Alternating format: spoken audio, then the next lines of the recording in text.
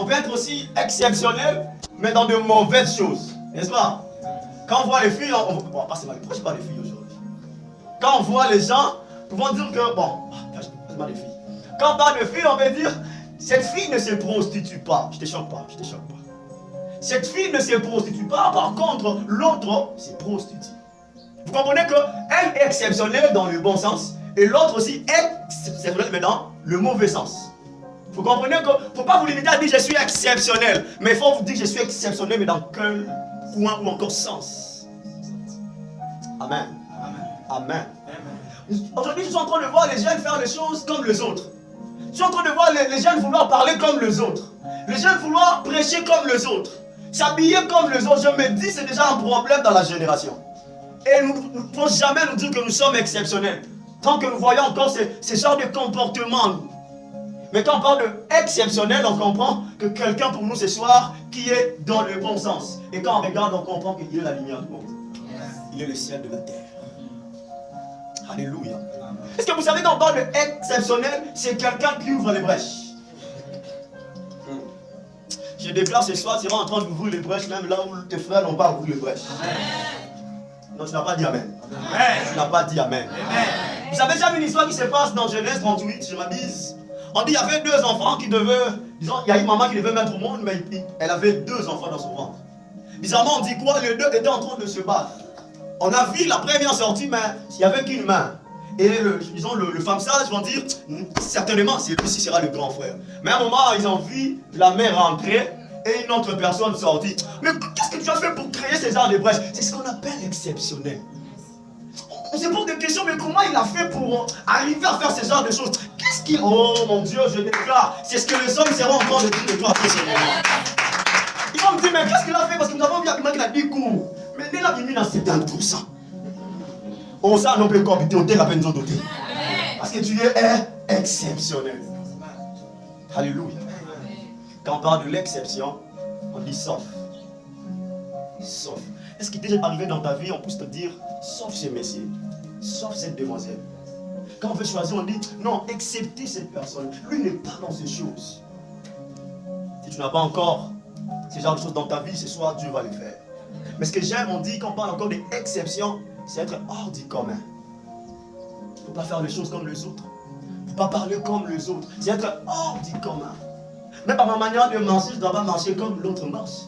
Je crée moi-même aussi ma propre démarche. Il ne faut pas dire que je dois marcher comme je vois Dieu en train de marcher. Mon papa, tu auras du mal à faire comme lui. Vous aurez du mal à copier, à faire les choses comme les autres. Parce que lui là est comme exceptionnel. Mais quand vous voulez copier tout ce que lui fait, vous aurez du mal à arriver. Et vous allez voir à un moment, vous allez vous limiter et dire c'est comme si ma vie, c'est comme si ma vie. Non, parce que tu ne te comprends pas. Oh mon Dieu. Est-ce que je parle à une personne ce soir? Écoutez, quand on parle encore de l'exception, on est en train de voir un côté pile et un côté face. Quand on a un billet de 100 $, c'est un billet que tous désirons ce soir. Vous allez vous rendre compte. L'autre partie, ou encore la première partie ne dit pas que l'autre partie n'est pas utile.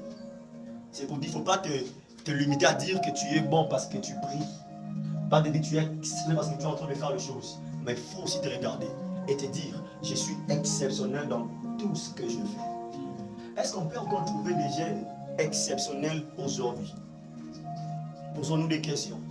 Élie pouvait se dire, Père, je suis resté le seul prophète. Mais Dieu dit non, il y a encore une catégorie de gens que je réserve quelque part.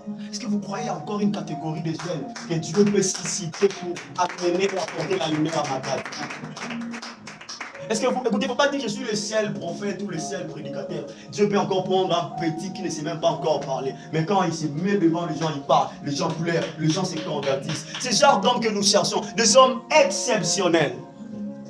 Des hommes qui sont comme si hors du commun. Ils ne vivent pas comme les autres. Ils ne mangent pas comme les autres. Ils ne se mettent pas. Ah mon Dieu, écoutez, vous aimez beaucoup manger au moment où les hommes qui veulent aller plus loin fléchissent les genoux.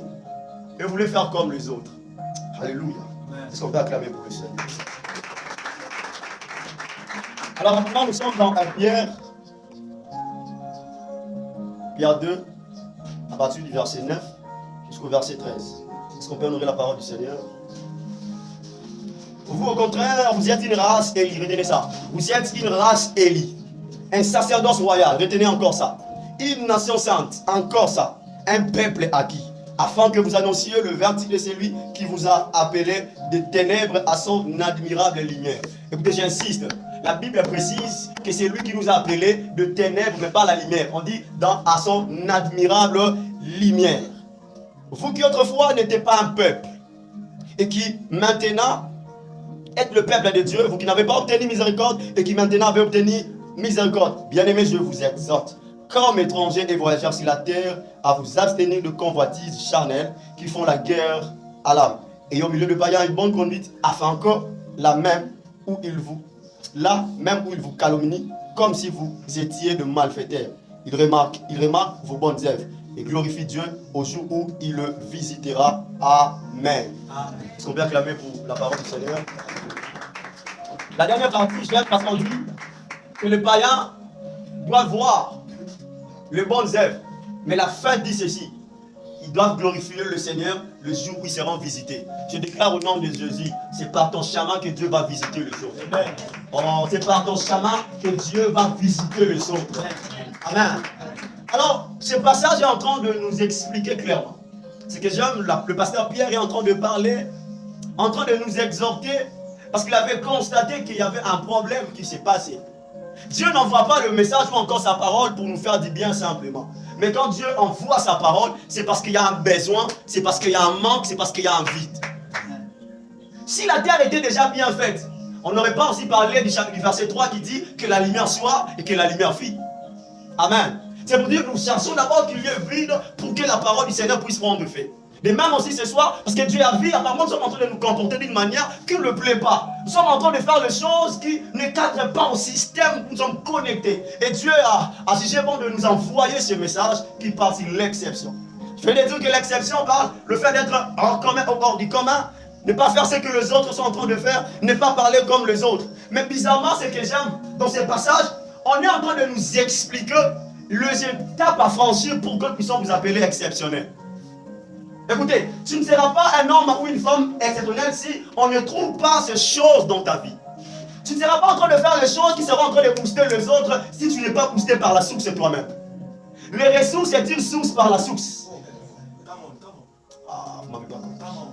Tu es en train de dire, les ressources trouvent source dans la source. C'est pour dire quoi ce soir? Il ne faut pas chercher à aller impacter les autres. Si ta vie n'est pas impactée, parce que c'est lui qui peut t'impacter. Je veux que le Seigneur nous impacte ce soir. Je prie que Dieu nous élimine ce soir, afin que nous puissions voir clair. Écoutez, il est temps de ne plus voir. Je suis en train, c'est comme si des fois, non, il vient de dire, j'étais en train de voir et tu vois clairement. Je prie que les yeux s'ouvrent ce soir et que les oreilles aussi entendent Dieu parler. Amen, amen. Mais ce que j'aime, on commence et on dit, vous êtes une race élue. J'aimerais dire ce soir, que Dieu est en train de nous dire ce soir, que nous ne sommes pas une race qu'on a ramassée quelque part. Nous ne sommes pas une catégorie de personnes qu'on a tirées simplement par hasard. Non, non, non, non. Il est en train de dire, vous êtes une race élue. Mais ce que je trouve un peu bizarre, il commence, il dit, vous êtes une race élue. Mais là, il continue, il dit, vous qui étiez encore dans les ténèbres. J'aimerais dire, le ténèbre n'a pas précédé ton élection. J'étais en train de dire que, écoutez, les ténèbres n'ont pas précédé ton élévation. Ton élévation a été déjà, même si, oh mon Dieu, c'est pourquoi les ténèbres, on dit même que les ténèbres ne régneront pas toujours. Vous savez pourquoi? C'est parce que l'élection, c'est parce que ce que Dieu a planifié a été déjà fait avant même qu'il existe les ténèbres. Tu ne seras pas un homme exceptionnel ou encore un homme mis à part parce que tu le demandes ou tu le désires ce soir. Mais c'est parce que Dieu déjà avait planifié toutes ces choses. C'est pourquoi quand tu n'as qu'à dire, Seigneur, je veux que cette nature me soit donnée ce soir. Des fois, il n'est pas que tu dis, Seigneur, Seigneur, je veux que cette nature me soit donnée. Je prie que la nature exceptionnelle te soit donnée. Ah, je l'entends dire, il existe même le manteau exceptionnel. Vous qui désirez le manteau que le Seigneur vous les accorde. Oh, je l'entends encore. On dit, il existe un mariage exceptionnel. Un travail exceptionnel. On dit, vous êtes une race élue. Alors, la race élue veut dire quoi? Quand on parle de la race, on est en train de parler de l'espèce. Nous rentrons dans Genèse 7, où Dieu devait, moi je dis, Dieu devait assassiner le monde. Dieu devait détruire le monde parce que le péché était accru. Mais ce que j'aime, Dieu est en train de dire à Noé, vous serez en train de classer 2 par 2. J'aimerais dire, tu es une espèce. Quand on est une espèce, c'est parce que notre espèce a déjà vécu. Oh, tu n'as pas compris. Oh. Tu ne portes pas seulement parce que tu le portes, mais c'est parce que tu es une espèce d'une personne qui portait déjà ce que toi tu portes aujourd'hui. Amen, amen. Nous sommes une race élite qui veut dire encore une sorte. Mais ce qui m'a beaucoup, je me dis Seigneur, ça c'est quoi? On dit qu'on parle de la race, c'est aussi une nationalité. J'aimerais annoncer à une personne ce soir que tu n'es pas seulement congolais ou congolaise, mais tu appartiens à une nationalité céleste. Et je prends le nom. Je dis, écoutez, la Bible est en train de dire, la Bible n'a jamais parlé, chercher premièrement la République démocratique du Congo. La Bible n'a jamais dit, chercher premièrement la France ou encore l'Amérique. Mais la Bible me dit, chercher premièrement le royaume. Pourquoi on va parler du royaume? Pourquoi ne pas parler de la République? Pourquoi ne pas parler, je ne sais pas moi, chercher même un nom qui correspond. Mais on précise du royaume. Écoutez, dans le ciel, on n'a pas besoin qu'il y ait République. Quand on parle de République, on a de voir une chose est publique. Le royaume n'est pas une chose. Mais le royaume, c'est quelque chose où Dieu lui-même siège et il est le maître, il est en train de tout contrôler. Nous sommes une race, qui veut dire encore, nous sommes une espèce qui. Nous sommes une espèce choisie. Nous sommes une nationalité qui ou encore choisie. On dit c'est encore le fait d'être ou encore appartenir dans un sacerdoce royal. C'est-à-dire qu'on est en train de voir l'ordre du roi. J'aimerais dire à une personne, écoutez, quand on est en train de te dire que tu es une race, il faut comprendre la race n'est rien que ce que lui-même Dieu a créé. Tu n'es pas quelqu'un ou encore une chose ou encore, tu n'as pas ce que l'homme a voulu, mais tu es ce que Dieu a voulu. J'aimerais dire à une personne, il ne faut pas minimiser ta taille, il ne faut pas minimiser le peu de français là que tu as, ou encore le peu de ce que tu as là. C'est parce que tu es exactement ce que Dieu veut de toi. Il ne faut pas regarder les autres, il faut te dire, je suis exactement ce que Dieu veut que je sois. Écoutez, la femme de peur de sang, fils Jésus était en train de passer. Elle a entendu parler du Christ. Mais elle n'a jamais vu Jésus. Bizarrement, c'est le jour où il a tout dépensé, mais elle n'était pas guérie. Elle s'est dit dans son cœur, si seulement au moins moi, là, cette fille qui a toujours cette perte de sang, je pouvais au moins toucher seulement au moins la robe de ce messie. Non, moi je crois que je serai guéri. J'aimerais dire, écoutez, quand on est en train de te dire que tu es un homme exceptionnel, une femme exceptionnelle, il faut arriver de naviguer dans des dimensions où les hommes terrestres ne vont pas comprendre. Amen. Il y a des dimensions que les hommes ne comprennent pas. Rien que les hommes qui cherchent Dieu peuvent comprendre. Il y a des paroles que les humains ne vont pas comprendre. Mais ces paroles seront comprises aux gens qui comprennent aussi le fonctionnement du royaume des cieux. Cette femme s'est dit, bon, moi, on s'y met d'accord. Mais ce que j'aime, on dit, elle s'est dit dans son cœur. Écoutez, un homme exceptionnel fait confiance d'abord à son cœur. Si tu n'as pas d'abord foi et confiance en ton cœur, tu as un problème. Tu seras en train de faire les choses comme copier-coller. Mais si tu fais confiance à ton cœur, même quand tu ne vois rien, tu sens au moins que Dieu est en train de faire quelque chose. Quand certains se disent, Jésus est comme si trop occupé, que je dors un peu. Toi, tu vas te dire, non, même s'il est occupé, moi je fléchis mes genoux jusqu'à ce que je reçoive les réponses. Il y a des choses qui ne changent que quand on insiste. Cette femme a touché. Et quand elle a touché, Jésus s'est dit, certainement il y a quelqu'un qui m'a touché. Certainement, j'ai senti une puissance sortir de mon corps. Mais moi, j'imagine que c'était Pierre. Parce que Pierre était trop brutal. Il dit, maître, mais qu'est-ce que tu es en train de dire? Regarde un peu la foule.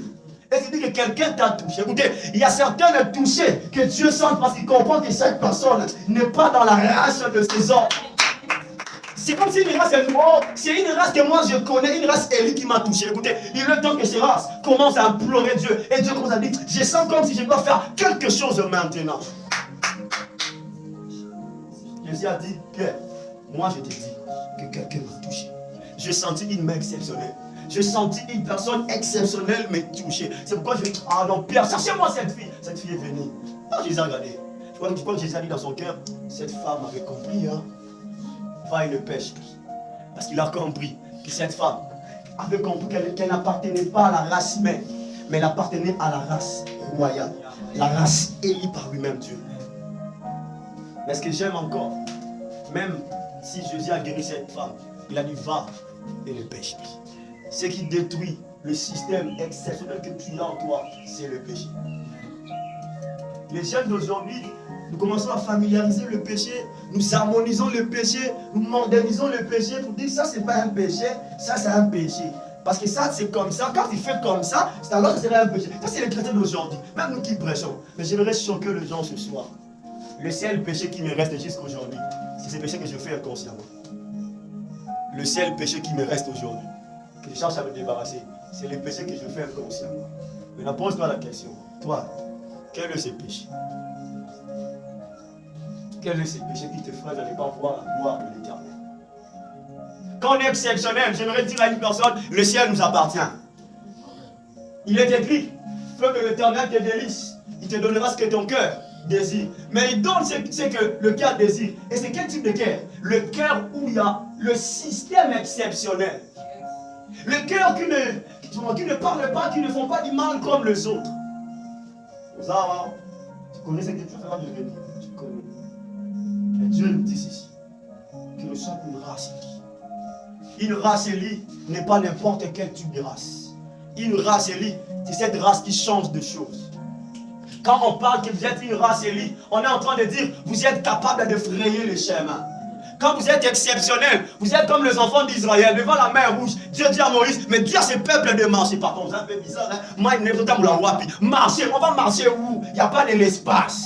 J'aimerais dire, quand tu es exceptionnel, tu n'as qu'à marcher. Le chemin est déjà ouvert quand tu ne le vois pas. On est en train de parler d'une race élue. C'est ce type de race que j'aime, qu'on appelle le type de race des distingués. Quand tu es une race élue, tu es dans le sphère qu'on appelle, ou encore une sphère de distinction. J'annonce, je déclare, je décrète après ce moment. Ta vie, c'est en train de vivre avec la distinction au nom de Dieu. Je suis en train de prier pour Naomi, je suis en train de prier pour Abigail, je suis en train de prier pour, oh mon Dieu, je sens ce nom venir. Je prie que le Seigneur commence à vous amener dans une sphère de distinction au nom de Jésus. Et quand on parle d'une sphère de distinction, c'est une sphère où, même quand vous ne marchez pas, mais vous effectuez un mouvement. Il y a une qui passe, même quand on ne marche pas, on effectue des mouvements. Si tu ne cours pas, tu peux marcher. Si tu ne marches pas, tu peux voler. C'est pourquoi je déclare au nom de Jésus, après ce moment, tous seront en train d'effectuer des mouvements. Parce que nous appartenons à une sphère de distinction. Et quand on parle de la distinction, ce n'est pas question de dire, dans 80%. Il y a monté une distinction. Mais la distinction, pour nous les enfants de Dieu, quand tu regardes, le païen te regarde, il voit Dieu dans ta marche. Il voit Dieu dans ta manière de faire les choses. Même quand tu parles, on va comprendre que c'est un chrétien rempli de spiritualité. Quand vous avez un chrétien qui a un langage là, trop plaisant, il faut se poser des questions, hein. Parce que quand le Saint-Esprit vient, il amène la tempérance, il amène toutes ces choses qui calment même notre esprit. Je vais même dire, quand tu es dans la sphère de distinction, ton esprit ne sera jamais agité. Parce que tu navigues dans l'eau où il y a déjà l'agitation. Quand l'eau est agitée, l'esprit ne peut plus être agité. Oh mon Dieu, je déclare au nom de Jésus que ce soit ton esprit qui sera fait être agité au nom de Jésus. On a des chrétiens qui s'agitent tellement trop, devant un problème, ils s'agitent. Papa, comprends que, étant donné que je suis fils du Très-Haut, j'appartiens à une sphère de distinction, alors ces problèmes, tais-toi. Amen. Amen. Je suis en train de faire taire tous vos problèmes au nom de Jésus. Amen. Amen. Toutes vos maladies, même à la maison, je suis en train de faire taire au nom de Jésus. Des fois, il faut dire, hein, non, nous, on a des maladies, pas dans la qui. Ces problèmes, je ne suis pas n'importe qui. Dis, je ne suis pas n'importe qui. Je ne suis pas n'importe qui. Quand on parle de l'exception, c'est encore une forme de lumière. La Bible dit, vous êtes la lumière du monde. Ça veut dire quoi? Le sel de la terre. Quand tu es exceptionnel, on doit voir la lumière en toi. Mais j'aimerais te dire encore plus loin. En toi, il y a la lumière, mais ta lumière doit aussi éclairer les autres. Quand ta lumière n'éclaire pas les choses, j'aimerais me dire, quand tu es exceptionnel, Dieu te prend, il t'amène comme Ézéchiel. Tu es quelque part où ta lumière est comme des projecteurs en train de donner de l'éclairage au chemin des autres. Je prie au nom de Jésus, le chemin de tes frères, le chemin de ta sœur, que ce chemin soit éclairé par ta lumière. Pourquoi Jésus sur la terre n'a jamais dit que vous êtes aussi la lumière? Mais ce que j'aime, il dit, quand moi je pars, vous serez mes témoins. Pourquoi? Être un témoin et avoir la lumière, c'est deux choses différentes. Jésus avait déjà compris que quand tu crois en Jésus, tu as la lumière, mais maintenant, ce qui reste, c'est quoi? Témoigner cette lumière. Il y a des chrétiens qui sont incapables de témoigner la lumière, d'éclairer le vue des autres. Combien de chrétiens, combien de vies que toi, tu as transformées par ta manière de faire? Écoutez, même dans notre manière de s'habiller, on doit trouver l'exception. Quand on est une exception, cela veut dire qu'on est aussi de mise à part. Et plus loin, Dieu nous qualifie comme les saints. Un saint n'est pas là pour faire pécher l'autre. Un saint ne fait pas le mal à l'autre. Un saint n'est pas là pour freiner les passions de l'autre. Mais quand l'autre est en train d'avancer, lui est en train de fléchir en disant, Seigneur, gloire à ton nom, Il commence à chercher 100 francs. Lui a 1000 $. Seigneur, qu'il monte encore, qu'il avance encore. Mais aujourd'hui là, allez, de l'autre, 1000 $. Mais retenez ceci, quand on est exceptionnel, on marche avec 3 choses. L'observation, l'étude et la compréhension. On observe, passe à l'étude et à la fin tu dois comprendre. Quand on comprend, on doit faire quelque chose. Pour ne pas rester seulement une mission exceptionnelle, observe, étudie, cherche à comprendre. Observe le ciel, étudie le ciel, comprends aussi le ciel. Amen. Amen. Avant de venir, Dieu est en train de m'expliquer un phénomène que beaucoup ne comprennent pas. C'est le bruit qui annonce la pluie. Si la terre, le bruit qui annonce la pluie, on voit les tonnerres, on voit tout ça, on a des foudres et tout ça. Mais des fois, on a les pluies, il n'y a même pas de bruit. Attends, attention. Hein. Les bruits annoncent la pluie, c'est pas les bruits. Sur le nom le web, est-ce que vous qui manquent? Mais il y a encore un bruit qui est spirituel. C'est Dieu qui l'entend. C'est ce bruit où quand vous voyez seulement la pluie descendre. Mais quand Dieu a entendu le bruit, c'est ce que Dieu va commencer à faire dans notre vie. Tu n'entends pas le bruit, mais le bruit s'entend au ciel. Et toi, tu vois seulement des choses s'accomplir. Maintenant, on va prier. J'aime ce cantique qui dit ici et maintenant, ça se passe maintenant. Dieu va nous toucher ici. Quelqu'un peut dire merci à Dieu pour ce message. Lève ta voix et prie au nom de Jésus. Wow. Quel enseignement. Donnez-moi juste quelques minutes. Je ne suis pas venu prêcher. Notre frère nous a enseigné. Et ce soir, Dieu m'a demandé de faire quelque chose. Je nous invite à prendre un texte, mais nous pouvons rester assis pour faire la lecture pour gagner en temps. Marc chapitre 2. Marc chapitre 2, nous allons prendre 4 à 5, 11 à 12. Bon, nous pouvons prendre 1 à 4 pour avoir une idée longue. Le verset premier dit ceci. Quelques jours après, Jésus revint à Capernaum. On apprit qu'il était à la maison et il s'assembla un si grand nombre de personnes que l'espace devant la porte ne pouvait plus le contenir. Et il leur annonçait la parole.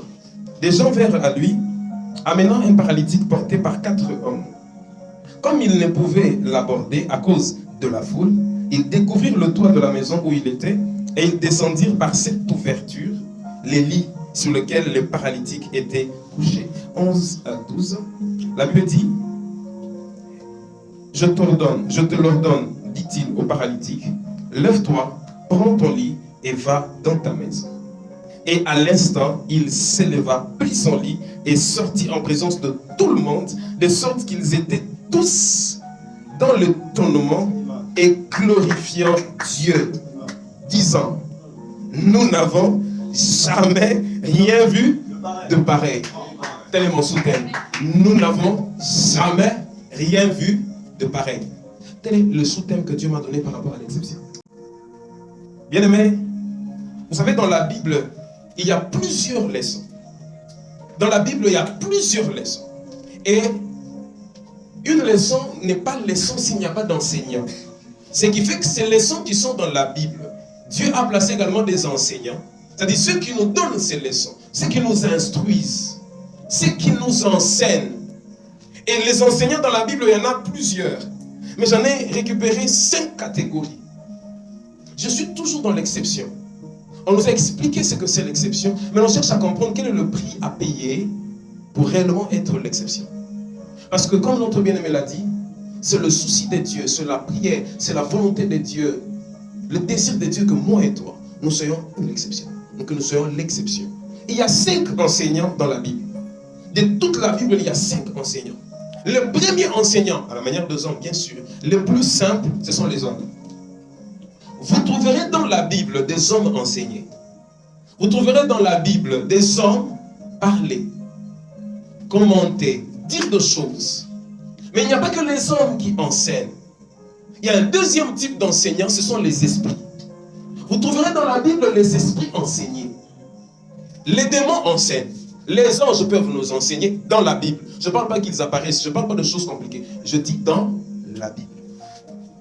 Gabriel qui vient devant Marie et qui lui dit: je me tiens à la droite de Dieu. Il avait dit ça même à Zacharie. Il dit: ce que Dieu dit ne manque pas d'arriver. Ça, c'est l'ange qui enseigne, un esprit qui enseigne. Mais il n'y a pas que cette catégorie qui enseigne. Il y a aussi cette troisième catégorie, ce sont les animaux. Les animaux, bien-aimés, dans la Bible, il n'y a rien pour rien. Même un animal peut enseigner de choses compliquées. Quand tu lis la Bible en termes des acteurs, on a tendance à sauter les restes, on se focalise sur l'homme et l'esprit. Un animal peut beaucoup enseigner. Jésus lui-même s'est imagé à un animal, l'agneau. Nous sommes en train d'aller quelque part, je n'ai pas beaucoup de temps. Mais en dehors des animaux, il y a aussi le quatrième enseignant. Le quatrième enseignant, ce sont les faits et les phénomènes naturels. C'est comme notre bien-aimé a parlé de la pluie. Dans la Bible, même ces choses peuvent nous enseigner. Ce sont des techniques qui peuvent vous aider à faire une étude biblique approfondie. Ne négligez pas qu'on parle simplement d'une montagne. Ne négligez pas qu'on parle simplement d'un arbre dans la Bible. Car ce que tu vois là comme arbre dans la Bible, peut être la vie et la destinée d'une personne. Mais je pensais que c'était le seul enseignant qui restait. Mais le matin, ou sinon il y a quelques jours, le Seigneur m'a fait comprendre qu'il y a un autre type d'enseignant que nous n'avons pas tendance à prêter attention. Le cinquième enseignant dans la Bible, ce sont les actions et les réactions posées dans la Bible. Et dans l'action, on voit qu'il y a plusieurs verbes qu'on appelle le verbe d'action tel que le verbe parler. Et quand Jésus va poser l'acte de faire marcher un paralytique, une action va être posée. C'est cette action de parler en disant nous n'avons jamais rien vu de pareil. Cette phrase est une leçon. Parce que rien que cette phrase, le souci de Dieu est qu'il y ait des hommes qui imagent nous n'avons jamais rien vu de pareil. Je viens simplement dire à quelqu'un, il est temps que ta vie exprime cette phrase. Il est temps que ma vie explicite et reflète cette phrase. Ou quand on voit ce qui se passe dans ta vie, les hommes se disent, nous n'avons jamais rien vu de pareil. Bien-aimé, alors, tout ceci, c'était juste un pan. Parce que le message le plus important que je vais apporter ce soir, c'est que le prix à payer pour être une exception, c'est une personne. Et ce soir, mon serment, c'est vous présenter quelqu'un. Cette action qui a suscité l'admiration de la foule avec une source. Et cette source s'appelle Jésus.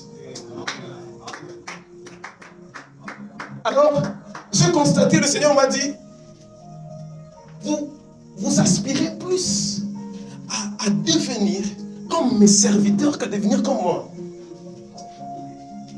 On nous parle tellement des prophètes dans la Bible. On nous parle tellement des esprits dans la Bible que lui-même, le centre de tout, on n'en parle plus. Et quand on se retrouve entre nous, jeunes spirituels, on se dit ceci. J'ai suivi la vidéo de tel homme de Dieu. Il a fait telle chose, waouh. Il a dit telle chose, waouh. J'aimerais te poser la question. Jésus t'a déjà épaté dans quoi sur ce que tu connais? Si on demandait à chacun, on prend une note, on donne à chacun de dire 5 paroles que Jésus a dites qui t'ont plus marqué. Peut-être qu'on sera en difficulté de citer le 5. Mais les vérités compliquées, il y en a plein. C'est pourquoi le Seigneur m'a demandé ce soir de faire quelque chose. Mais cette chose est tellement difficile que j'ai dû modifier un peu le terme. Il m'a dit, Jean-Cy, aujourd'hui tu vas présenter ma biographie. Ce soir, je viens vous présenter la biographie de Jésus-Christ. Mais comme dans une biographie, on demande tellement de détails, j'en serais incapable, je précise. Je veux présenter une biographie partielle de Jésus-Christ. Dans la biographie, on vient simplement présenter un personnage. Bien aimé, je viens vous relater l'histoire de quelqu'un. Déjà, sa grossesse était compliquée.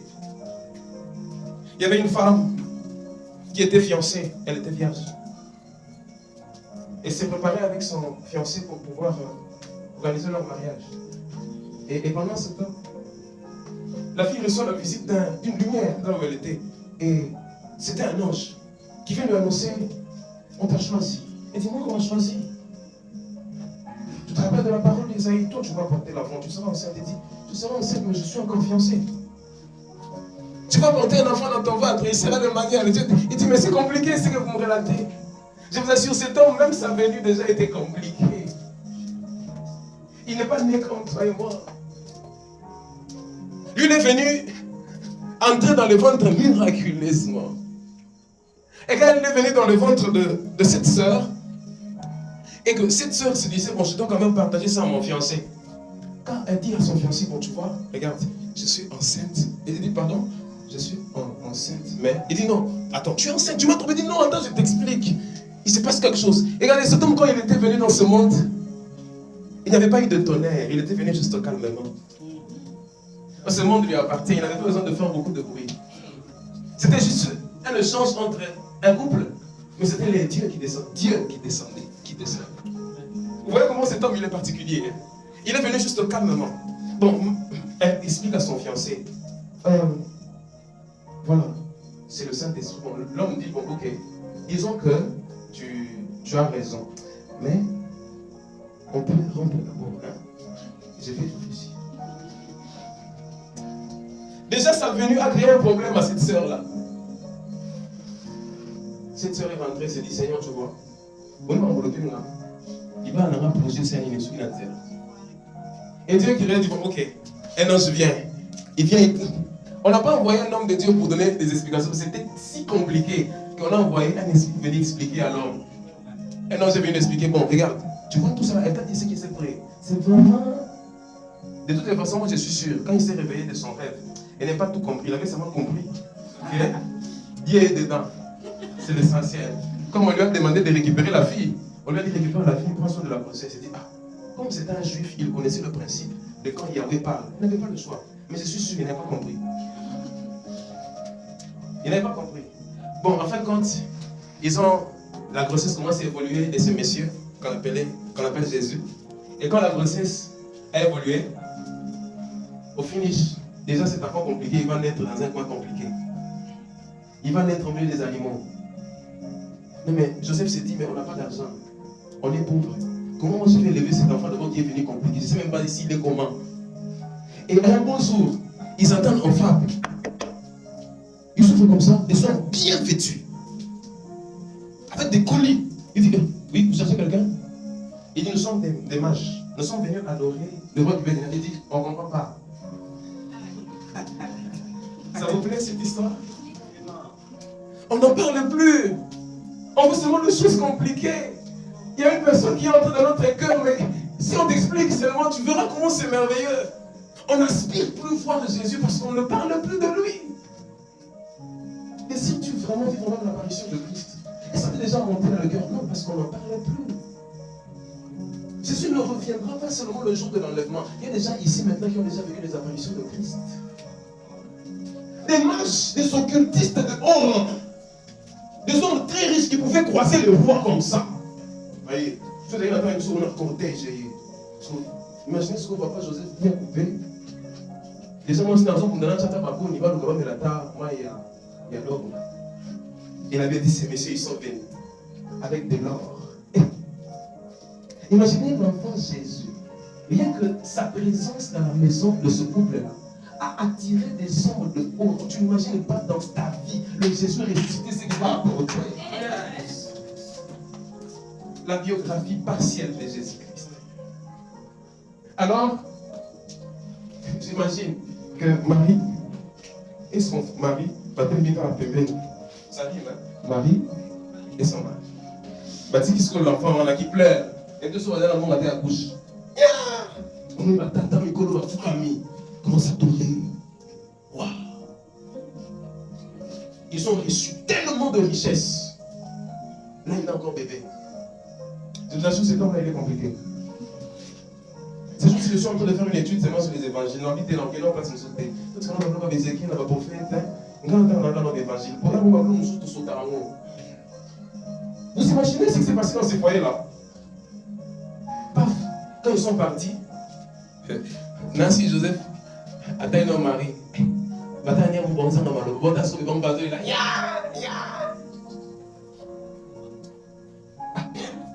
Quelques jours après, Joseph qui dort, il revoit le même ange qui était venu lui parler à faire et attendre la voix qui fit Anna. Il vient lui dire, le matin, hein? Comme il savait déjà que le matin, il leur dit donc,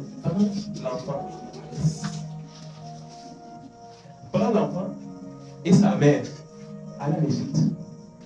Hey. Quand vous lisez, vous verrez que cette famille, on est dans la amitié, vous allez compliquer, famille. C'est lui qui a Jésus en lui, on ne peut pas le comprendre. On ne peut pas le saisir. Si le monde te saisit, c'est qu'il faut vérifier. Joseph se réveille et dit, Marie, comme ça, il n'a pas, comme ça. Nous, tous en Égypte. On ne peut pas venir, on ne peut pas venir. Sur le sang, combien de temps pour nous? Babi toki ne nan. Donc comme la banane yenda, on dit ça qu'il a mal dans le bito, toki. Imaginez un voisin qui était là, dans sous la maison, il y a Joseph. Vous voyagez, moi. Mais tous amis là, on peut être sur le voyage là. Est-ce qu'on explique en live? On explique à ta dans zone. Paf, va voyager. Quelques jours après, on l'a là. Molombo, qui commence à tuer les enfants. Là, si le voisin, s'il avait un bébé, un oiseau, il avait dit, ah, Joseph, fallait que ça va. Comme je le dis, c'est une biographie partielle. Tout ce temps qu'il a passé là-bas, on n'a pas donné de détails. Il rentre seulement, on parle de lui, il a déjà 12 ans. Il commence à poser des questions compliquées. Et finalement, il grandit. Il a 30 ans. Et à cette époque où il avait grandi, il y avait un pasteur, il y avait un évangéliste, quelqu'un qui faisait le buzz qu'on appelait Jean-Baptiste. Il y avait beaucoup de gens qui venaient pour être baptisés là-bas. Alors, Jésus aussi a entendu parler de Jean-Baptiste. Il avait dit, Jésus va quitter Nazareth pour aller jusqu'en Galilée, pour aller se faire baptiser aussi. Imaginez seulement Jésus n'entend, ceux qui le babis, hein? Avion, n'entend les amis macolomés, pour autant pour l'entendre un groupe, pour l'en éviter. Jésus va entendre un aïe. Mais Nzambe, même sur là, il a son aïe, il a son aïe. Là où c'est le monde, cette histoire était tellement simple. Mais Dieu, il voyait les paralytiques, mais il passait parce que ce n'était pas encore le temps. Ce monsieur était si patient, il avait une patience incroyable. Mais à cette époque-là, on parlait des Jean-Baptiste. Parce que ces gens qui venaient pour se faire baptiser, connaissaient ça, mais lui, on le connaissait. Et il est venu, comme il y avait beaucoup de gens, il est parti dans le longo. Jésus. Il était compliqué, ce monsieur. Et en fin de compte, c'est son tour. Après combien d'heures, je ne sais pas. Après combien de jours, je ne sais pas. Mais finalement, il se retrouve devant l'homme de Dieu. J'étais en train de réfléchir, je me disais, si on devait mettre ça dans ces temps ici, Jésus priait à l'église de l'évangéliste de Jean-Baptiste. Et l'évangéliste de Jean-Baptiste, son père spirituel. Si on doit mettre ça dans le contexte de notre monde actuel. Hein? Jésus avait une église. Jésus était à Yépé au servir dans le Longo. Mais la vie sur le monde, il a 2 ans, j'ai une église dans une monde là-bas. Il vient là, et Jean-Baptiste, c'est comme cet homme de Dieu qui avait le niveau à cette époque-là. Il a senti que c'est lui qui vient. Il n'est pas normal. Et Jésus vient, il voulait. Jésus qui vient, qui entre dans l'eau. Jean-Baptiste prend sa main, assis dans le tout dans les arbres. Vous imaginez cette humilité? Non, cet homme était particulier. Plein de sagesse, de puissance, mais qui accepte que la main d'un homme, on a décrit même ses vêtements. Jean-Baptiste a dit d'évangéliste, même parfois en 1800. Oh, ils ont dit de l'eau, là, 3 pieds, c'est compliqué. Là, il y a des aguerres sauterelles. Alors, il s'abaisse. Et quand il entre dans l'eau, pour la première fois, on faisait ce baptême depuis longtemps. Il va se passer quelque chose. Le ciel va bouger comme des tonnerres. Une voix va parler. Voici. Et les gens étaient étonnés. Cet homme qui était parmi nous, qui était dans le rang avec nous, c'est le ciel qui témoigne pour lui comme ça. Après cet exploit devant les gens, où il pouvait directement commencer à parler, lui il va en retraite. Jésus, c'était l'occasion. Il y avait le buzz, il fallait directement commencer. Non, je vais faire une retraite. Ce n'est pas une retraite de 2 jours. À Bungi, il y a 40 jours, qui est plus d'1 mois. Donc, c'est noir. Jésus. Et puis mon père il finit sa retraite et le diable qui vient le tenter. Ah Jésus. Cet homme était merveilleux. Hein? Regardez comment il recrutait les disciples. Il vient seulement devant quelqu'un et lui dit, toi, suis-moi. Jésus explique à ta, aux anani, nalandelo nini. La biographie partielle de Jésus-Christ. Je n'ai pas d'autre chose à vous dire ce soir. Je vous parle seulement de cet homme. Et ils l'ont suivi. Au début, certainement quand il le suivait, il y avait quelques doutes. Mon retourné, on l'a dit, on a invité,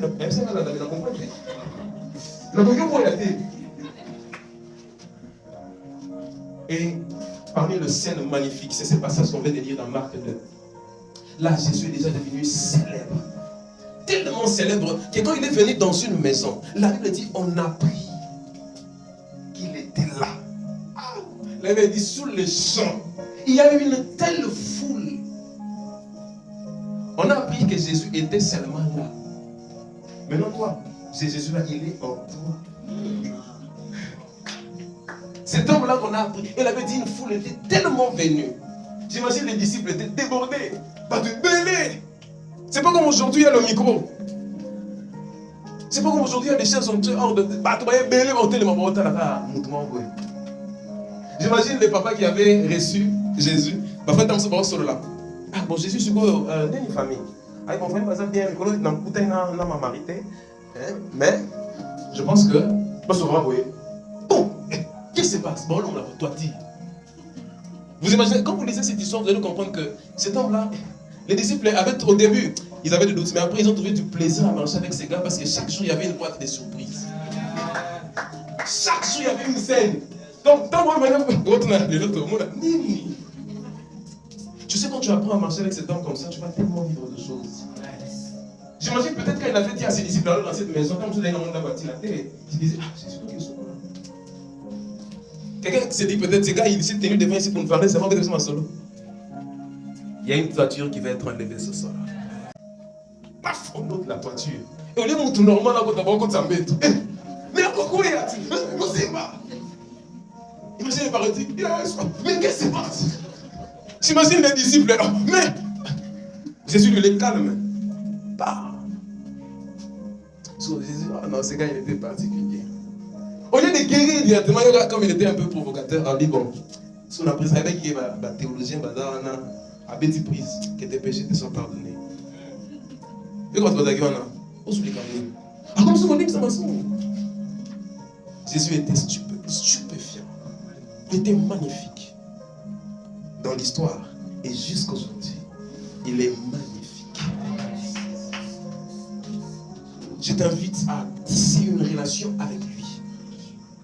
À le désirer de tout ton cœur, à apprendre à l'aimer. C'est un monsieur si affectueux.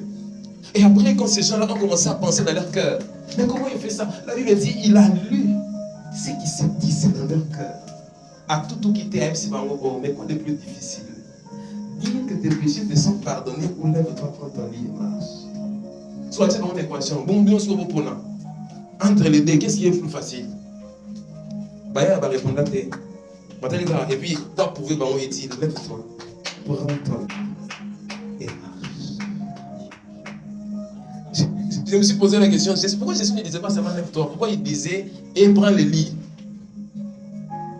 Je me disais, pourquoi demander aux gens de prendre le lit? Il y a la preuve, même en mettant, même qui est jusqu'à la zone. Donc Jésus a dit,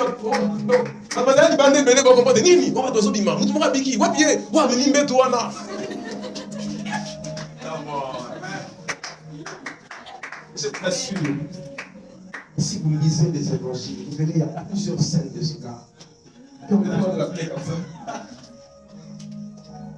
C'est comme l'homme de Dieu venait de le relater. Un jour, les disciples marchaient avec lui. Attends, qui va toucher? Pierre a ce courage, il a toujours tout en un bateau. Toujours tout en un. Déjà, la personne tout a vu sauve. Il y a un qui m'a touché.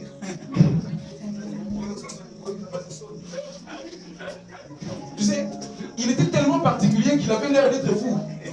Même pour les disciples qui marchaient avec lui. Mais ils sont tellement poussés avec une disciple morale. Même maintenant, ça va comme bien à tout le monde.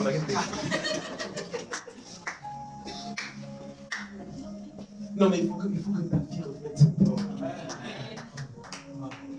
Tu vois, c'est Jésus dont je parle. Il peut te visiter même dans ta maison aujourd'hui. Je connais plusieurs personnes qui ont reçu l'apparition de Jésus. Alors, et Pierre qui était là, qui ne comprenait pas, et Jésus était sérieux dans ce qu'il disait. Et parfois, il n'expliquait pas. Il dit seulement, une force est sortie de moi, j'ai senti une force. Pierre avait, les bandits. Tout cela la suite. Et il voit une femme. Cette femme-là n'était pas une simple femme. C'était une femme de pauvre. Parce que la Bible dit qu'elle avait beaucoup d'argent. Elle avait beaucoup dépensé. Et à l'époque, c'est pas comme aujourd'hui. À l'époque, les vêtements exprimaient le niveau de la personne. Donc voilà la idée de la quand on regarde la femme, une femme, au taille de la yoyo, et nous d'abord la là. Attends, alors cette femme est venue s'agenouiller, pleurant et trembler. Ce qu'on va dire simplement, c'est qu'est-ce qui se passe? À chaque jour, il y avait une scène avec ce gars. Ces hommes ont fait seulement 3 ans avec lui. Mais Jean dit, si on doit écrire tout ce que ce gars a fait, il n'y a aucune bibliothèque. Ça fait combien de temps que tu vis avec cet homme? Et ils ont fait 3 ans. Ils n'arrivent pas à relater tout. Donc tu as fait plus de 5 ans, mais est-ce que tu as relaté? Tu te concentres sur autre chose au lieu de te concentrer sur l'essentiel. Cette personne que tu as reçue en toi. Cet homme qu'on appelle Jésus, si tu apprends à le connaître, je ne parle pas de recevoir Jésus. Si tu apprends à connaître son histoire, à voir comment il est affectueux, tu sentiras un amour naître et croître pour lui. Tu ne vas plus pécher. Tu seras prêt et prête à sacrifier pour lui parce que tu le sentiras tellement réel pour toi. Et cette femme maintenant va expliquer. Parce que Jésus lui avait déjà compris. C'était les disciples qui ne comprenaient pas. C'est quand elle a expliqué que les disciples ont compris que cette femme a touché ça à son main.